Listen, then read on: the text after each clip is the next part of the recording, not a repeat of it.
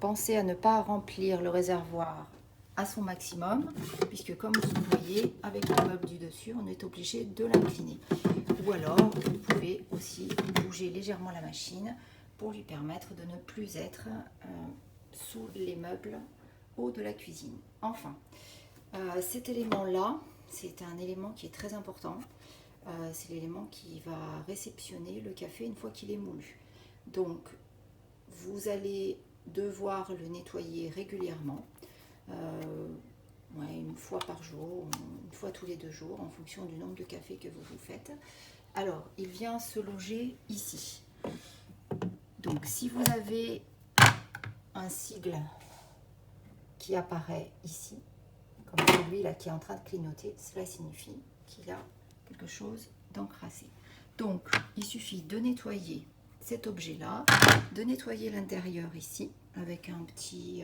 moi, j'ai utilisé un petit sopalin légèrement humide. Alors, ce qui est important, c'est d'aller mettre le doigt pour aller chercher. Il y a un petit morceau de plastique qui est là et qui doit être bien propre, puisque autrement la machine va vous indiquer qu'elle est encore sale. Donc, vous prenez le module, vous l'insérez ici gentiment et vous voyez, il tient en poussant comme ça, donc vers le haut. Voilà. Maintenant, je peux refermer le réceptacle. Voilà. Et pour l'ouvrir, c'est tout simple. J'appuie comme ça, ici. Je viens chercher le réceptacle à café. C'est assez simple, mais il faut être assez soigneux pour éviter d'abîmer cet aspect de la machine. Maintenant, donc ici, vous avez ce petit réceptacle qui sert à récupérer le marc de café. Donc, vous l'insérez exactement là.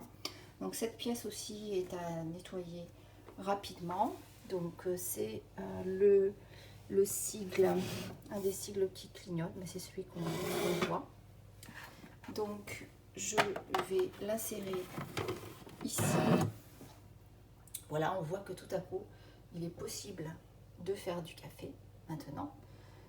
Ce premier sigle que vous voyez avec la goutte d'eau signifie l'eau chaude. Après, petite tasse ou grande tasse. On fait uniquement une seule tasse. Donc, on voit qu'ici, voilà, il n'était pas encore content puisqu'il lui manque de l'eau dans le réceptacle qui est derrière. Maintenant, vous positionnez ça devant et voilà. Donc, si vous voyez encore ce petit sigle qui apparaît, ça dit qu'il reste encore du café dedans.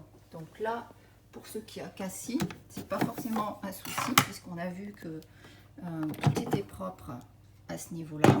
Et c'est certainement qu'il détecte encore quelques poussières de café en haut, ici. Vous voyez, voilà. Mais ça va en rien gêner votre cafetière pour la fonction. Voilà. Je l'insère à nouveau et je referme. Voilà, donc là, il m'indique qu'il manque de l'eau. Bon, j'espère que ces instructions vous auront suffi. N'hésitez pas à regarder le petit livret qui est dans la cuisine sous le four et qui vous permet d'en savoir plus.